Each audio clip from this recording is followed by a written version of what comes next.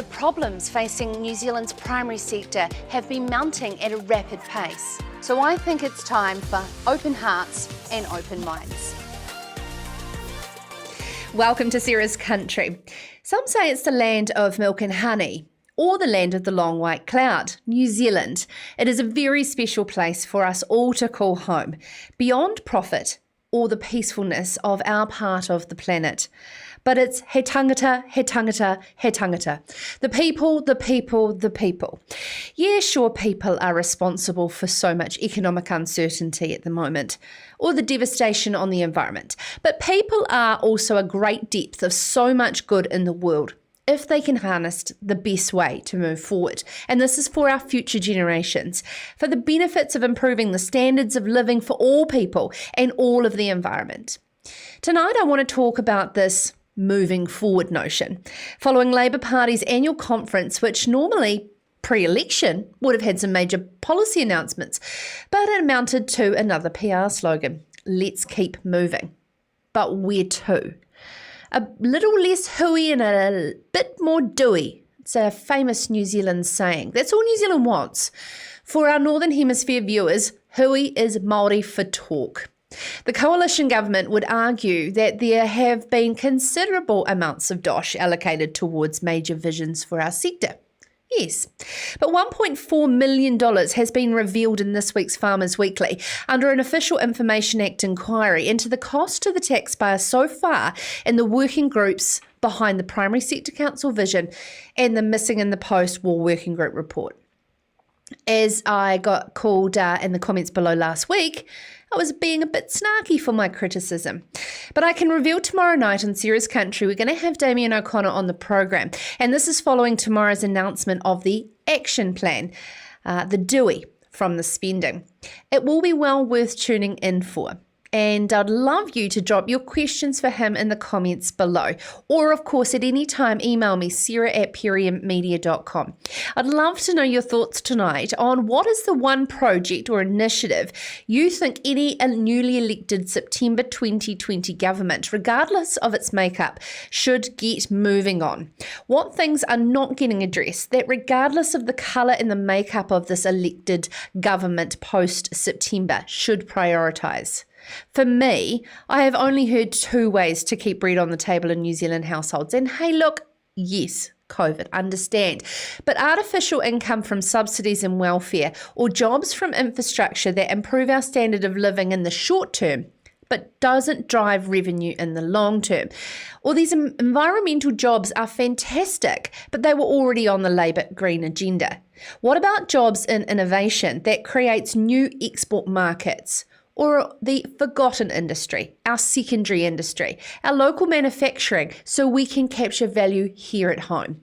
I want to know in the comments below, wherever you're watching us, live on your big screen, tablet or phone, what is the one thing New Zealand needs to keep moving forward on?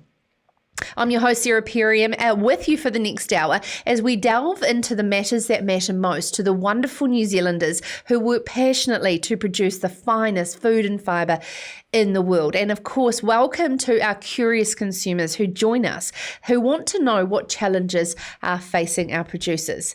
This show is live Monday through Thursday in partnership with the great people at Farmers Weekly. Their intelligent agri-journalism and analysts is second to none, and you can get more of that at farmersweekly.co.nz. So what's on tonight's show to kick off your first week in July? Can you believe it is July? He has had a lifelong passion for organics and his academic career research into sustainable farming systems as a principal academic at NorthTec, a polytech in Northland. Peter Bruce is going to join us after 7:20. He's going to discuss 4 seminars that were held last week with a capacity audience organised with guest speakers Central Otago regenerative farmer Peter Barrett and consultant John O'Frew, and the popularity of food producers in the north wanting to know more about the importance of soil health and a regenerative mindset. I think I might flick him a question about his thoughts on this national mega polytech that's on its way as well. After 7:30, the horrible disease known as facial eczema, or FE, has been known in New Zealand for more than 100 years, caused by sporidesmin in pasture. Hope is on the horizon with a potential new lab test that will be available for farmers to test their livestock's tolerance to the disease. Dr. Axel Heiser from AgResearch will join us after 7:30 to discuss their research pathway. And to close the show, he met with Minister for Agriculture and Rural Communities last week to stress the rising concern over the pending labour shortage in the primary sector and in particular contractors.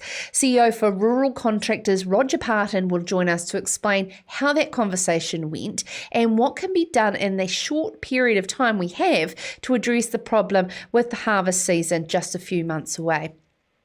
First up tonight, we are celebrating a wonderful couple that outside of the farm gate, they are taking Year 10 career sessions to attract that age group into the benefits of dairy farming. Succession is more to them than just their own dairy farming business. It is about the whole industry. 2020 Fonterra Responsible Dairying Award winners from Saturday's Dairy Industry Awards, Nick and Nicky Dawson from Hawke's Bay and Wairarapa, will join us live to discuss what gets them out of bed every morning. This is Sarah's Country. Balance has its own team of innovation specialists. It's our job to lead the way, working with some of the most cutting-edge science and research. We've got partnerships with some of the best suppliers in the world, so our farmers get the very best products for New Zealand farms. And in every region across the country, the conditions are very different, and farmers' and growers' needs are too. That's why we're always looking for solutions that are just right, like here at our Huntly Service Centre. And here in Canterbury, we've got a self-service silo, so I can pick up fat when it suits me. And here in Morrinsville, we've got a world-class mill. That means that we can safely deliver our customers with the freshest, highest quality feed and minerals. It's about putting the customer first because that's what drives our business. We've been focusing on faster turnaround of orders. We've got to get the right products to the right places at the right times. Here in Taranaki, we've got New Zealand's only urea manufacturing plant. It's where we create our premium sustained fertiliser. We're supplying nationwide and working locally. By getting to know you and what you want to achieve, we can help you get there. And with the new My Balance platform, Balance has put my farm at my fingertips. In fact, we offer support in all sorts of ways, sharing the best nutrition practice with farming families across the country. Whether we're talking about animal health, farm productivity, or looking after our natural environment, sustainability underpins everything we do. We use our local expertise and the latest tools to help farmers and growers navigate the changing regulations, so you can leave your farm in great shape for the future. And we can be really accurate, avoiding areas like wetlands and waterways with our award-winning Spread Smart tech. It makes the job far safer, more efficient, and gives you the best results. When you've got access to that kind of know-how, you've got the support you need to make sure you're farming sustainably. It's that kind of thinking that'll keep us going for generations to come.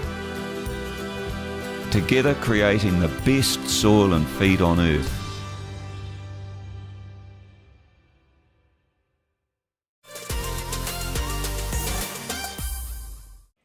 Now, as I was saying earlier in the introduction to the show, the comments tonight I want to get from our live audience. We want to talk about the slogan, Let's Get Moving, that Labour have announced. But what are we moving on? I'd love to know your thoughts. What's that one priority or initiative post-September, regardless of the makeup of colour in government? What is that one thing that you want this government to get moving on? I want to see if your fingers and thumbs are working wherever you're watching live across 15 different platforms in partnership with the wonderful people at Farmers Weekly. But also too, if something maybe a little bit easier, we're talking about that Trans-Tasman bubble, looks a little bit further away. But the Pacific Island bubble, I know that's certainly somewhere I'm eyeing up to be able to go on holiday at some stage, if you let me take a break from this show. So, easy. What's the one place that you would go? Have you got a favourite Pacific Island that you've visited that you'd like to go back to, or one that you haven't yet gone to? I'd love to know. Let's celebrate the wonderful thing that is the Pacific Islands we're so close to here in New Zealand. Now, Hawke's Bay and Wairarapa farmers Nick and Nicky Dawson were named the 2020 Fonterra Responsible Dairying Award winners during the New Zealand Dairy Industry Awards on Saturday night, hosted by an old mate of mine, I think, Mr. Hamish Mackay, and received the John Wilson Memorial Trophy as well. What an amazing honour. This prestigious award was introduced by the New Zealand Dairy Industry Awards in Fonterra to recognise dairy farmers who demonstrate leadership in not only their approach to sustainability, but are respected by their fellow farmers and their community for their attitude and role in sustainable dairying and all that that word means. And they are joining us now. Good evening, Nick and Nicky. Good evening. Good evening. Hey, now I have to say thank you firstly for taking the time to join us because I know it's school holidays. What are you doing to take a well-deserved break pre-calving? Well, we've come down to the South Island, so which is actually really nice, and catching up with family. Obviously, we haven't been able to catch up with during lockdown, so it's, yeah, hopefully we might get a day's skiing somewhere in there. So, yeah. Awesome. Have you got any particular fields lined up that you haven't been to before? Not before, because I'm from Christchurch. But, there you go. I'm staying at my sister's who's in Geraldine, so we'll probably hit Mount Hutt. Oh, nice. Fantastic. Yeah. Without the lines, which would be nice. Hopefully. Yeah. Now, of course, this award celebrates leadership and sustainability. So firstly, can you give us some background on your farming operation and the lengths that you've gone to work on improving the environment? Okay, so we've been farming in Pātoka now for about 20 years. We came as share milkers, 50-50 share milkers, and we worked through to equity, and now as of last year, we bought the farm outright. It's a 220 hectare farm, but only about 180 if that's effective. We've taken our, 30 odd hectares for riparian plantings and a 6 hectare block up the back, which is a bit of a creek, and that's our last nutrient trap before it goes to the neighbours. Now, staff turnover can be a bit of an issue for many dairy businesses. So what do you do to value your staff and retain their enthusiasm for the role? I think we sort of treat them as part of our family. Because of the distance from town, we need to include them and be part of what we do. So, and I think that's really important because without our staff, the farm wouldn't be run. I mean, obviously, we all need to work together, so staff is vital and important. So, yeah, very, very important. I think it's just a matter of respect. We treat them with respect. Yeah. Now, we're talking about those two issues because, of course, there's so much more emphasis now, particularly in awards as well, around a holistic approach to dairy farming. Have you seen this in recent times? Or has this been the underlying in the top dairy farmers in New Zealand? Yeah, I think the holistic or the bigger view of all farming, not just your own enterprise, but how, say, for example, the dairy industry is going to move on. How are we going to get the throughput of people into farms? I think that's a serious issue if we want to keep the value of our farms up there. How are we going to train these people to get enough equity to buy farms and progress to ownership, which, safeguards the price of the land at the other end. And I think also the value that you place in those stepping stones that dairying has always had, starting as like we were lower order, share milking, and going on from there to 50-50, and then equity, and our equity partner was just him and us, and that was a really important step for us to get where we are today. I mean, we still have a lot to go forward, but it's been a really important part, and I think that stepping stone in dairying, you can sort of see equities happening in other industry or in the sheep and beef industry, which I think's that's important too for getting younger people to get into farm ownership, which was always our end goal.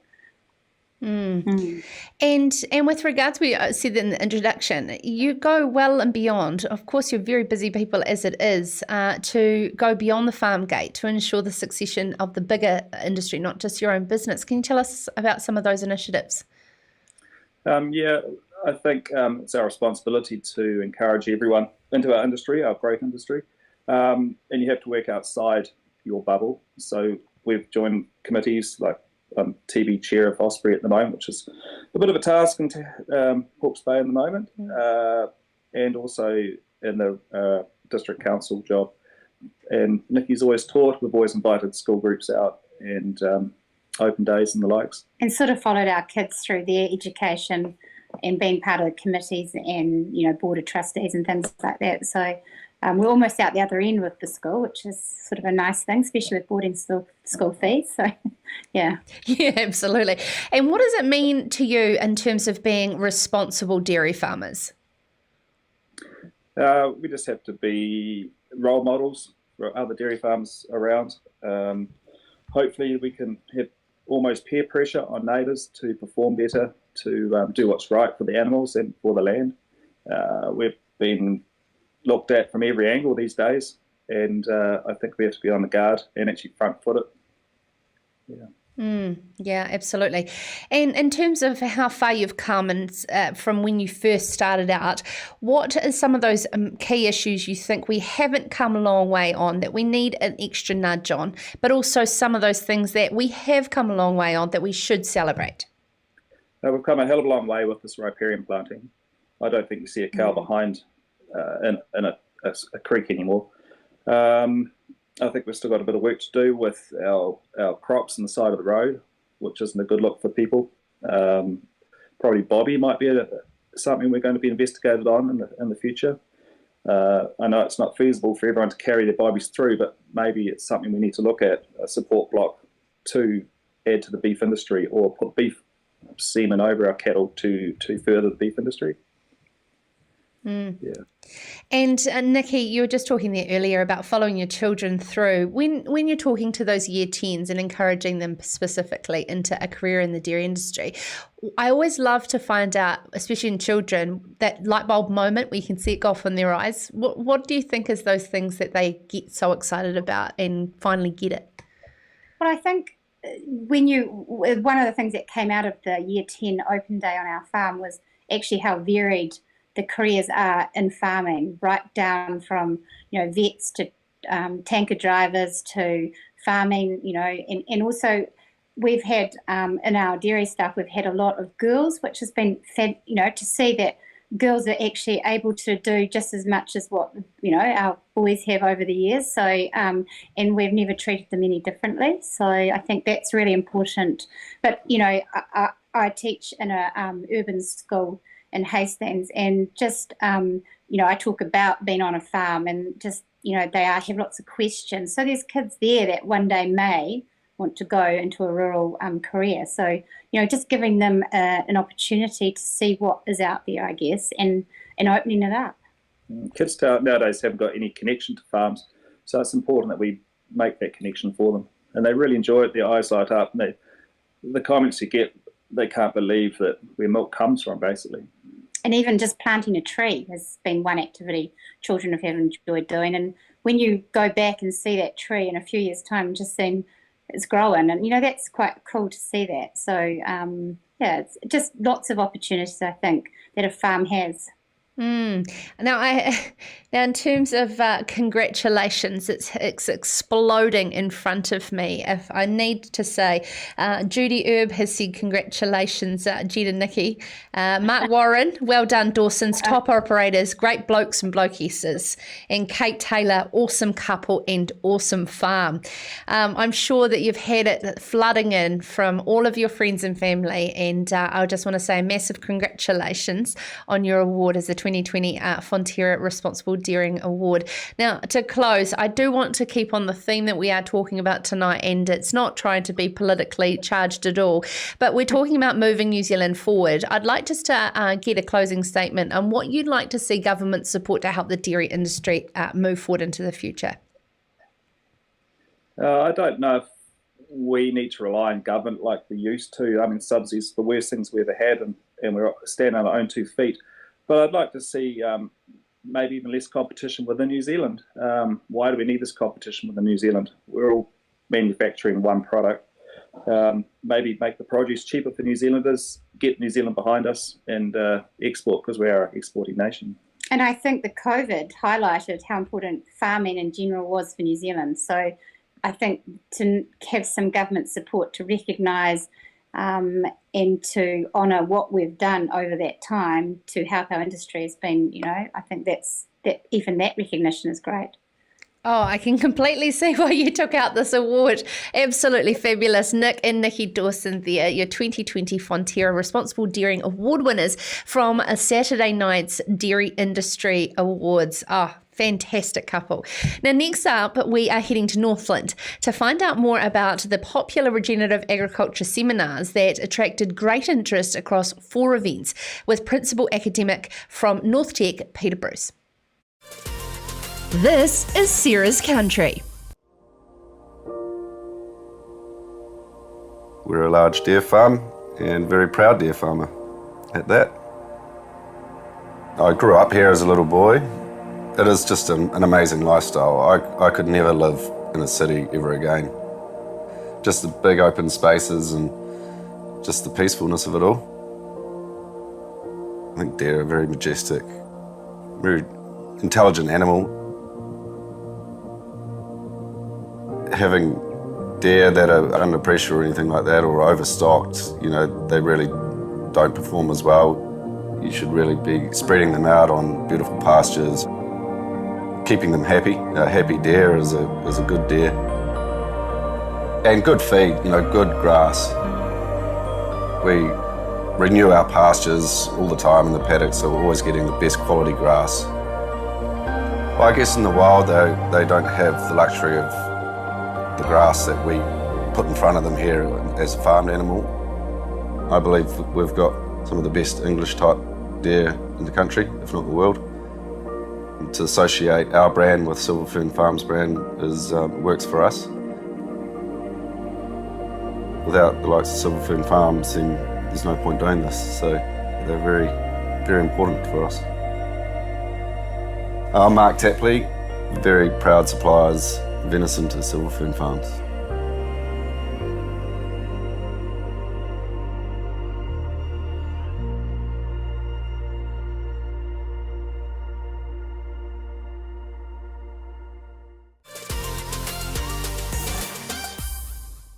Now, I tell you what, after, I don't know, we'll be getting into 15 weeks in the seat, if not that. If you throw a couple of comments out, it's incredible what pours through. We've of course got this comment I'd like to know post-September. What's that one priority you'd like to see the government help move our country forward?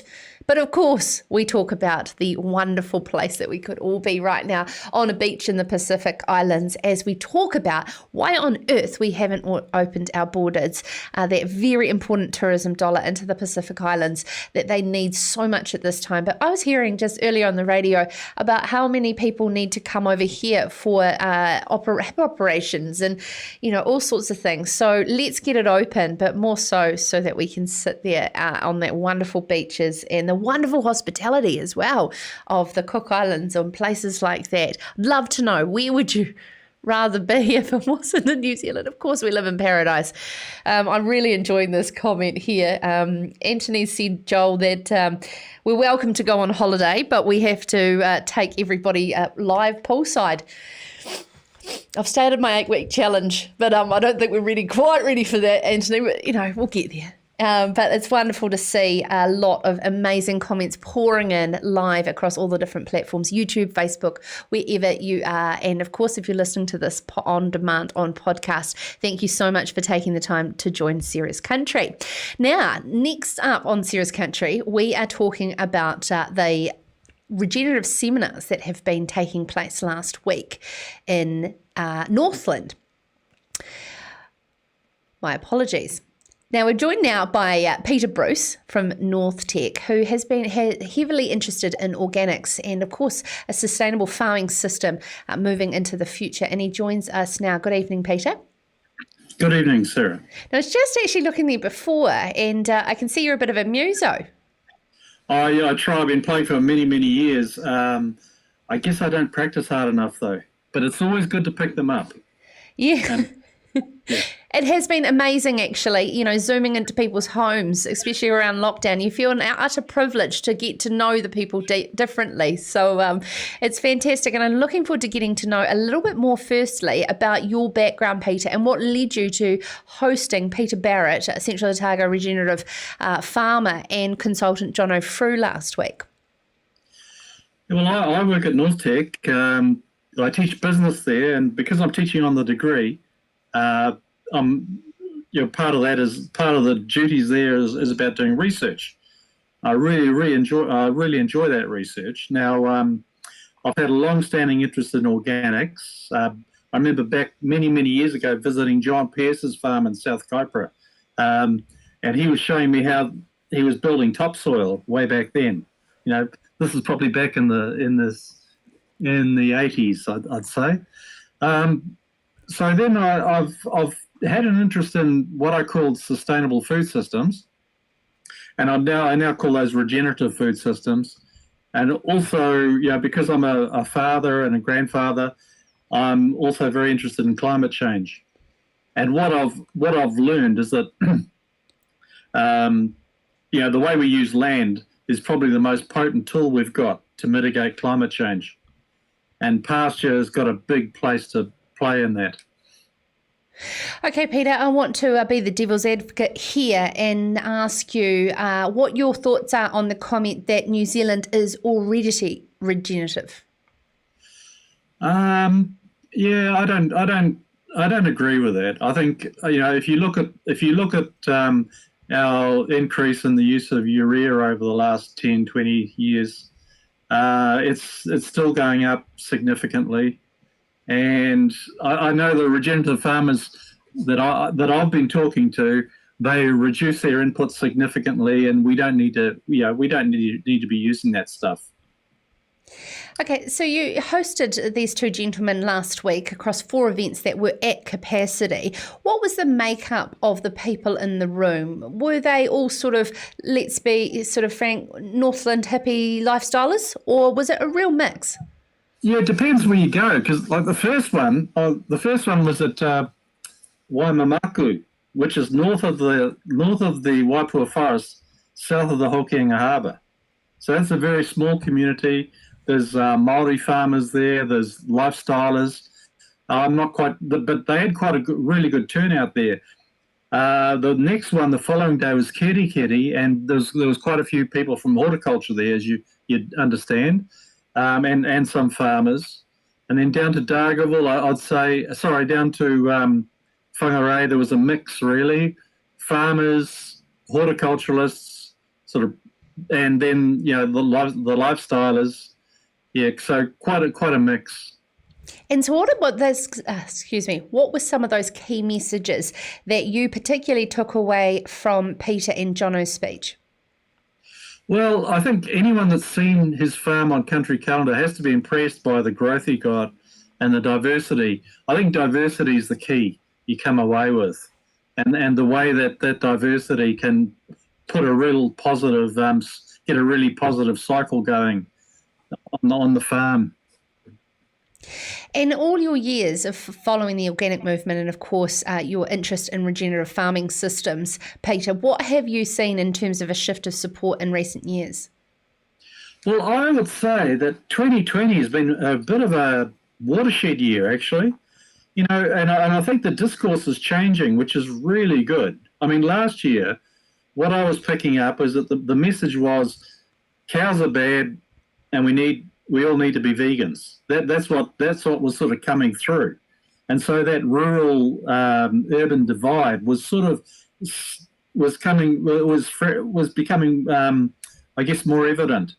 But if you look what's happened in 2020, the launch of Calm the Farm, you've got that conference in Christchurch, Walter Yenna's tour here, the Greenpeace petition, and that's particularly interesting, because Greenpeace, they've been criticised, but what Greenpeace will often do is they'll take a stand against something. In this case, they're taking a stand for farming, which is a real turnaround, and I think that they will shift, the urban discourse around this quite significantly. And so I think this is a year that we're not going to move back from. In the first half of this year, we've seen pretty amazing things happening. I should mention too, Pure Advantages feature, which brought a whole lot of really good and diverse sort of Philanthropy. Yeah, good stuff together. So now, Peter, I want to, of course, there'll be audience members here who want to know, of course, you a principal academic from a polytech in Northland. You know, what is your motivation here behind pushing a cause like regenerative agriculture and your knowledge and background that you bring to this? Yeah, well, it's interesting, because it's the gift that keeps giving. You know, I think from the farmer's point of view, what I've seen is that the animal health inputs go way down, animal health improves, external inputs on the farm go down, and where it works, it's really good to see that, the farmers are getting premiums, for example. Now, what I'm motivated for too is like changes in these food systems, because I think the industrial food systems that sort of emerged after World War II have let us down badly. They're not, like farming productivity has gone up like this, but profitability sort of stays pretty stagnant. And I'd like to see farmers being able to access, like, for example, we've got farmers north of Fonterra who are producing organic milk, but Fonterra don't do a separate collection there. And so their milk just goes in the vat with everybody else's. There are markets there for meat. You know, I think a regenerative brand could be really strong.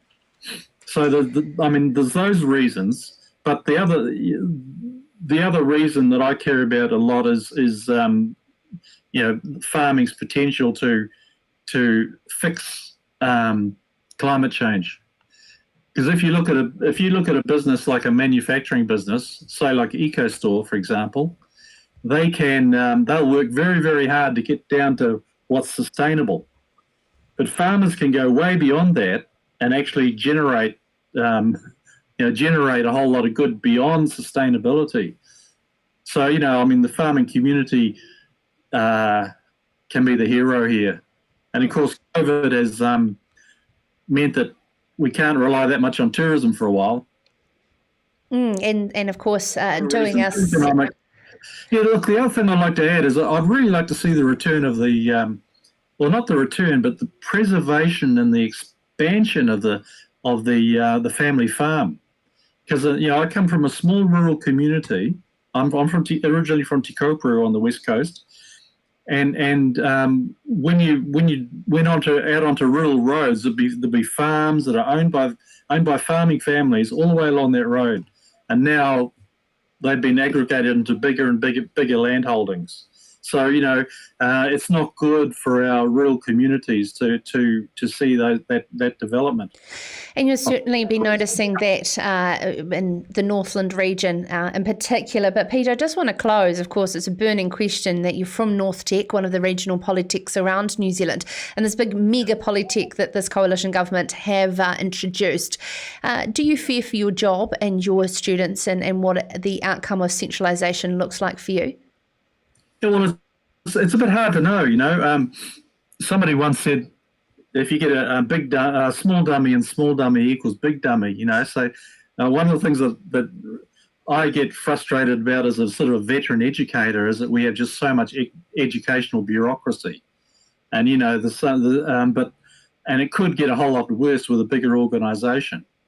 But on the other hand, what we have at the moment is we get a whole lot of people recreating similar things all around the country. And we miss out on the economies of scale because really our institutions are, by world standard, pretty small. And staff are stretched to do everything they have to do to maintain relatively small groups. Now, the COVID experience the lockdown experience was interesting for me because we taught from home using Zoom. And it worked pretty well, actually.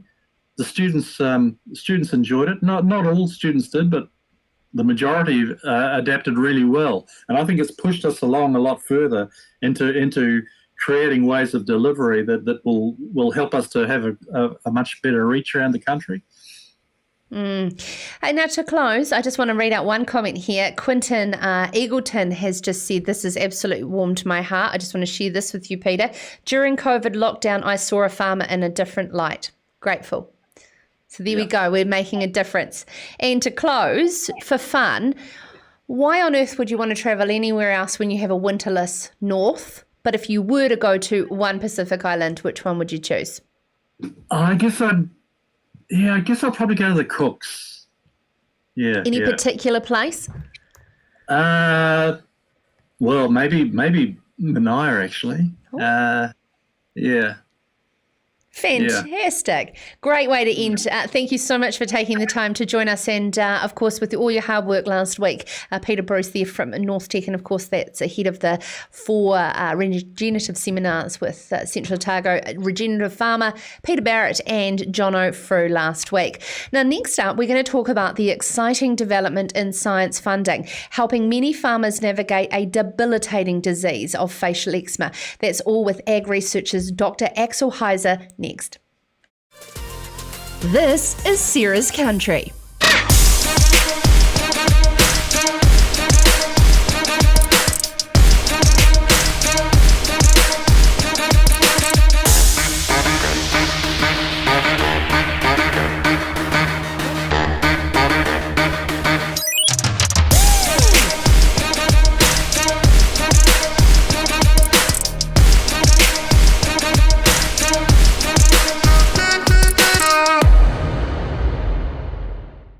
Every morning, Kiwi farmers wake up to produce high quality food.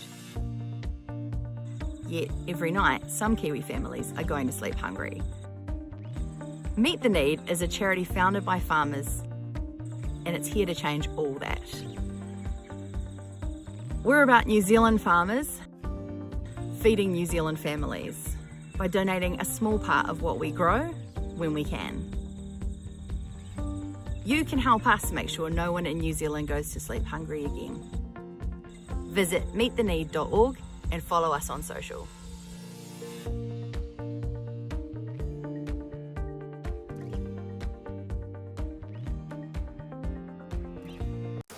Really pleased we got into this. Thanks for your help, Dave. It's a good idea, honey. Do you reckon it'll come out? Cover it and tell Compare to leave it 10 minutes. You'll be fine. Good call, Dave. Good call on getting those security cameras, Dave. You call a new one yet? Yeah, kind of. When you've got decisions to make, we'll be there to help you make the right call. I'd go for those ones, Bob. Yeah, good call. Did you choose these? Oh, you know. For great advice and insurance, talk to FMG. Now, we're talking about a couple of different things here tonight in the comments below, and loving your engagement. Well done, team. Of course, we're talking about what can we keep moving forward as a country. This is post-election, regardless of colour. You know, this is ahead of course, Labour's Congress message, let's get moving. Trish Rankin has said, one issue post-September, whole farm management plans that go beyond just environment plans that identify profit, people, animal, environment KPI. I'm smiling, Trish, because you've absolutely blimmin' nailed it on the head, as you always do, I must say. Now, some other comments that are coming in. Of course, Trish has also said a great interview and a massive congratulations to Nick and Nicky Dawson. If you've missed any of the interviews from Sarah's Country, they are on demand on Farmers Weekly's YouTube channel. Or, of course, if you haven't got into the podcast yet, give us a wee follow, Sarah's Country, on podcasts. Rosalie Moody NZ, I have a funny feeling I know who that is pumping Herefords along for semen in the dairy industry to sire their progeny. And our great friends Rosalie Wagyu in Wiltshire has saying, Rarotonga Atataki all the way. It's an absolutely beautiful part. Glenn Cogan has also said Rarotonga as well. I remember going to Rarotonga when I was 17. Joel, can I tell you a funny story? I know I'm running behind in time. I have a fear of ceiling fans. I can't believe I'm sharing this on the show because I was so excited to get to my hotel when I was 17. I ran, jumped on the bed, went flying up. You can imagine what happened next. Straight into the ceiling fan, boom, across the room, got up, walked out, walked straight into a tree. I don't think I've ever seen my sister laugh harder than that. And I've ducked walking into subways ever since. But I loved Rarotonga. It was absolutely fabulous. Hey, look, this is Serious Country. We have open hearts and open minds and have a bit of a laugh around all the serious matters that matter most.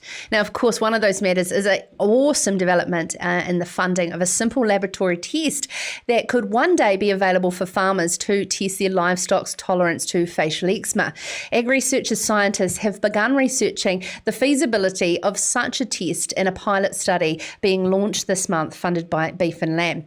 Results are expected by March in the study, and to discuss this further is AgResearch's Dr. Axel Heiser, who joins us now. Good evening, sir.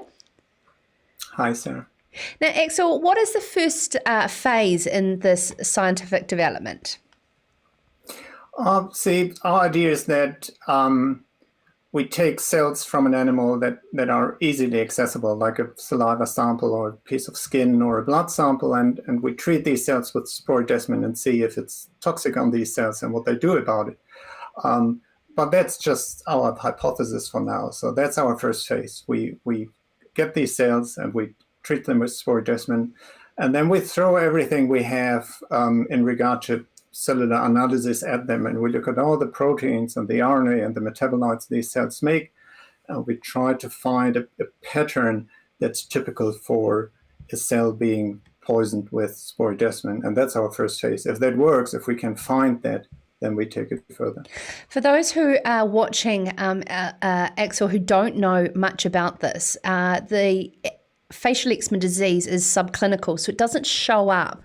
And of course, it's sometimes too late when the sporidesmin in the pasture gets to it. So how does a sort of pre-exposure to sporidesmin happen, and what point will farmers be able to take a sample and measure? Does that come from sort of through progeny testing and sort of DNA markers in sires, or at what point will we be able to find this tolerance? Yes, this is absolutely geared towards helping breeding efforts to help breeders, but also the farmers that get semen or bulls from the breeders, to select the animals that are as tolerant as possible to facial eczema with a simple test. Currently, some tests are done with the breeding bulls and rams, and that is good. But if we had a simple test that ideally could be done on farm, then we can test all the ewes and dams and really speed up the breeding efforts of FE-tolerant animals. Will you start with a lot of the claimed facial eczema tolerant rams and bulls? Yes, so that's going to be our phase 2. So once we have an idea what these molecular patterns are that we're looking for, then we will look at the help of the industry to give us samples from these animals that are known to be very tolerant.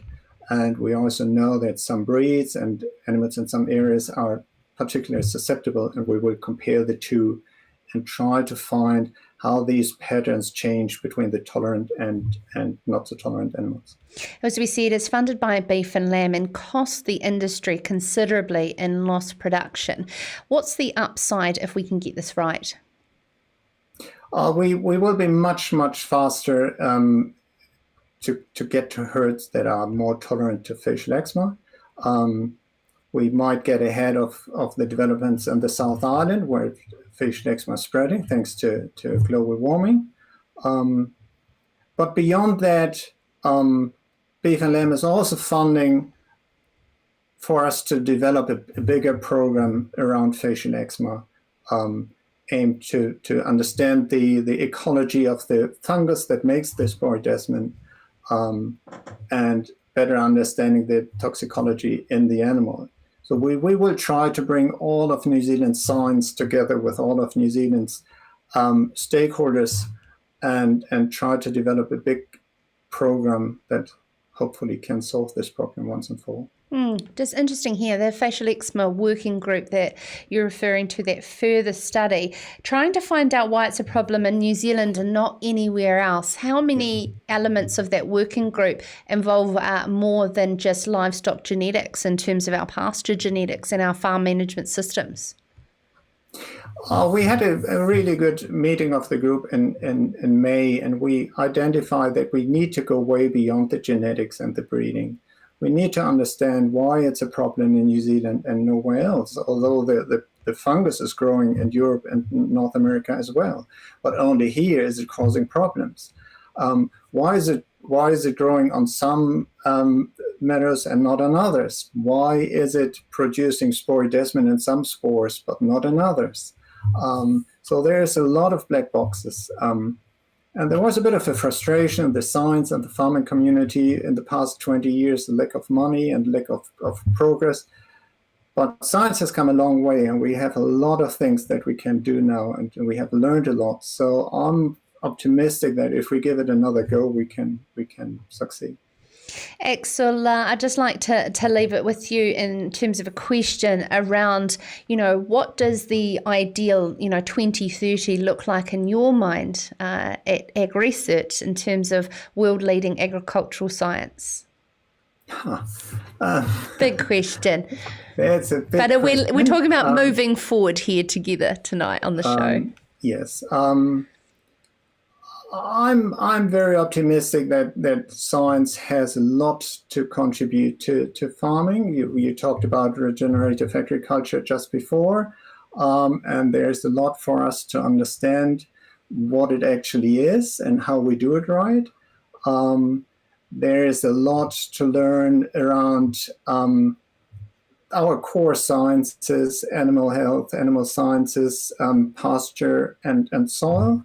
And that's sometimes forgotten, and I would hope that these three core sciences are still strong in 10 years. And we need to open new doors. We need to try new things. We need to be innovative, and we have to find solutions to address consumer expectations and demands. Wonderful way to leave it. Thank you so much, Dr. Axel Heiser there, a Senior Executive at AgResearch, leading the work in facial eczema. Very interesting developments there, and exciting that there's some serious funding from Beef and Lamb going into this space, because it is what did I read there, $266 million it costs us in lost production every year, that disease. So well worth it. Now, next up to close the show, we are trying to get our head around a looming skill shortage that, in my mind, is starting to resemble the woes of Henny Penny. All that up on Sarah's Country. This is Sarah's Country.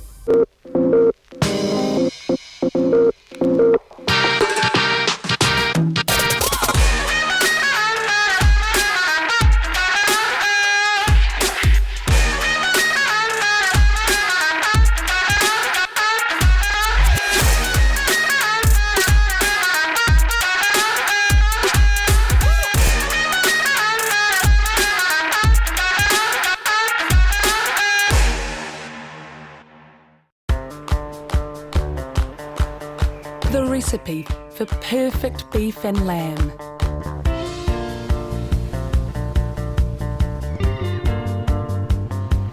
Take one small fresh country. Make sure it's nice and remote.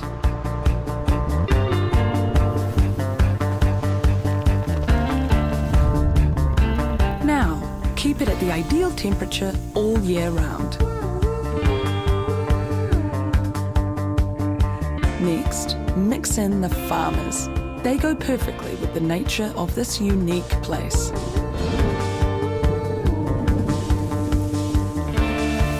Add regular sprinkles of rain to really bring out the lush meadow grass. Then let your animals happily graze on this grass all day, every day.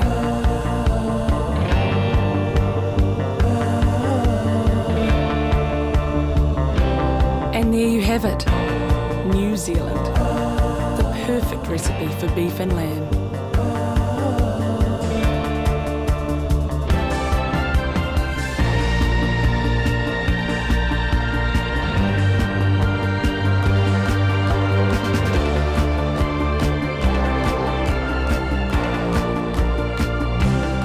Taste pure nature.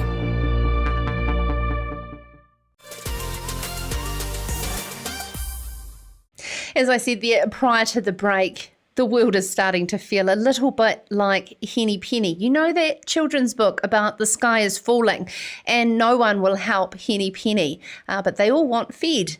And so I think it's a very fitting way to close into our last interview on Sarah's Country for your Monday evening. Of course, she's a weird old world out there. If you've missed the news tonight, you should have seen Joel's face when I told him Kanye West is running for president of the United States of America. And on that note, with good humour, is CEO for Rural Contractors, Roger Parton, who agrees with me, I think, a little bit around this henny penny analogy. You must be shaking your head, Roger, at the moment of the situation we've got ourselves into. Well, a lot of it is to do with COVID. And, you know, in all fairness, that's brought a lot of things into a different perspective from where we've normally been. Each year we've gone through the process of bringing in overseas workers and it's worked fine. This year we have COVID with the unemployed, the large number of unemployed, the controls at the borders. It's a whole new set of problems thrown up. It doesn't remove the problem that we have, but we've got to find solutions around it. And the problem being that we have so many of our skilled machine operators, migrant workers from parts such as Ireland and the UK, coming here over spring and summer. Now, Roger, we had David Bennett on Sarah's Country last week talking around the Minister's understanding of the numbers needed. Results are saying it's more up to 1,000 operators needed. You had an urgent meeting with him last week. What came out of that? Okay, well, first of all, let me give you the figure. We did a quick survey of our members, and we've established that it's 790 workers required, and there are 86 already in the country who couldn't get home in time. So their visas expire at the end of September. So we'd like to see them extended, and that takes a little bit of pressure off. Does help it. The meeting with the minister was constructive and forthright. We had an exchange of views. We didn't get any resolution. In fact, I didn't expect any resolution. But what we did have afterwards was some fairly lengthy discussions with several officials from MPI. And I went back to see them a week later with the results of our survey. And we're now in the process of finalising the submission to go to the Minister of Immigration to seek, or to which what we want to do is to have those overseas workers that we want to bring in classified as essential workers other, which means they can come in for 6 months meeting certain criteria. Now, the thing is that without them, we've got a real problem trying to do the harvest. And we were considered essential service during the we don't see any of this. Roger's breaking up a little bit and there is a delay, so hence the long pauses for those of you watching at home. Roger, when you're talking about Essential Services Plus, how is there any way that we can possibly, create quarantine or self-isolation around these guys who are particularly isolated in the role that they do anyway? Well, when they come across the border, they would have to undergo the 14 days quarantine, and we don't have a problem with that. One query we have raised is whether that 14 days is part of the 6-month period or is additional to the 6-month period. If it's part of the 6-month visa, then I think that's a tad unfair because they obviously can't plough when they're in quarantine. But that's one of the questions we've raised to see what we can find out. Now, there's been some sectors of the industry, and I note in a business desk report that the asparagus and strawberry growers have used fearmongering to say the food is simply going to rot into the ground if we do not get these essential services here. What sort of significant impact will it have if we have 10% of our required skilled operators physically here in a couple of months' time versus what's required? Well, you're talking about then a reduction in the ability to conduct the harvest safely of somewhere around about 70 to 80%. We've gone to our colleagues at Federated Farmers and asked them if they could quantify what that figure would be in terms of tonnage or dollar value, so we can show the minister that if we don't get these people in, then not only will we not be able to do the harvest, but we won't be able to feed the cattle come winter time and calving, and there's milk, and there's grain, and there's food. We won't be able to produce much of that, and that's not going to help the economy recover in the way the government wants to. And it's interesting to note that not only have you talked about the berry fruit people, I had a long conversation with an irate kumara grower from Kerry, who gave me chapter and verse on this. And there's a whole lot of other organisations, particularly around primary industries, which have this problem of not being able to get the workers they need in a time-critical period, because you could do it when the crop is ready and the weather is right. Okay, a couple of questions to close. One is around the industry working together to be able to share seasonal workers pan-sector across these different harvest seasons. My brother-in-law up in the Bay of Plenty was explaining that the kiwi fruit, avocado and blueberry seasons all are at different points in time for that contracting business. Is there an ability for us to share that workload across these required skills? There is some ability, and we currently have people who may, say, do some harvesting in Southland and then move up to Northland to be able to do the crop up there, or move to the Waikato or wherever. One of the issues, of course, is that the visa that is issued to any overseas workers has the company's name on it. So if you want to go from Fred Smith contracting in Otago to Bill Brown's contracting in Waikato, you've got to apply for a new visa and get a new name on it, which doesn't help matter. And how far are we moved in regards to deeming tractor driving as low skilled? I don't know whether you saw the TV1 news last night and the program that's being run by SIT in Invercargill, which we're a part of. Those tractors are not low skilled. They are quite sophisticated pieces of machinery. And what we're talking about is the big agricultural machinery, not only the tractors, but all the implements that attach to it that have to be driven safely, efficiently and productively. How did the expo, in your mind, go through Queenstown, picking up some of the people out of the tourism industry that have already got heavy traffic or driving ability? Well, they had quite a good turnout in Queenstown. I think they had 170 people and probably a similar amount in Te Anau. The course that's being run, there are six-week courses, each of 20 students, and I think they're nearly full if they're not completely full. So we're going to produce 120 agricultural machinery operators out of that training. They're at a low level. They'll be able to use a tractor safely and attach implements and such like. But as somebody said to me, these people are drivers. What we need is operators, because the operators are the people who know how to do the things, how to adjust the cut so the crop production is maximized. And that comes with experience and further training. So we've got the first step in place. We're trying to replicate that in the North Island, and we'll keep working at it.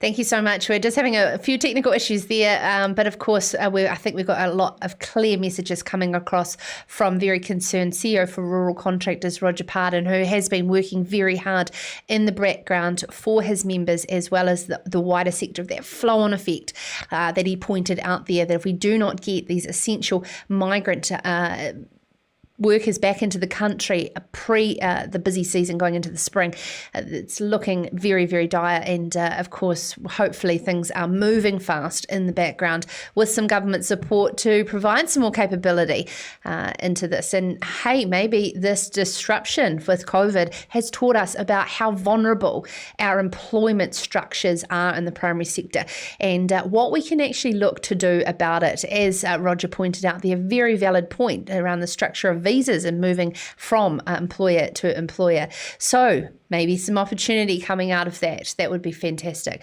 That's all we've got time for tonight on Serious Country. It's been an absolute pleasure joining you in the comments, seeing all the wonderful places you want to go to around the Pacific Islands.